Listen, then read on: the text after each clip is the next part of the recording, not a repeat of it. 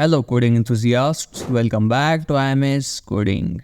So today in this video, we are going to see what are semantic tags in HTML. So without wasting any time, let's dive in. Semantic tags are nothing but a structured way of creating a web page. For example, if I want to create an article, then I can use the div tag and inside this, I will write my article. But if I want to create this using semantic tag, then instead of using div, I can use article tag. So basically, semantic tag tells us what value it contains and it will help search engines like Google to learn more about our website. So let's see this in Visual Studio Code. Here I am going to create a new file named semantic tags.html. Now let's get a basic HTML syntax by typing doc keyword.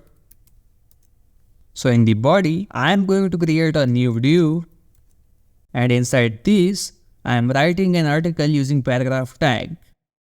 Type lorem 60 and it will give us some random text. Right click here and view this in the browser. You can see here our paragraph is visible. Now let's create this using semantic tag. So to create article, we have a semantic tag called article. Type article and hit enter. Inside this, type lorem 60. Now get back to browser. You can see here nothing is happened. Both are looking same. But in the code you can see here it's more readable. We can easily find that this article tag will contain some article. But we can't say that this div tag is also containing article. Instead of this article, it will contain some images or something else. But in the article tag, we can say that this will only contain an article. Now we have some more semantic tags. Let's add header tag here. So type header and hit enter.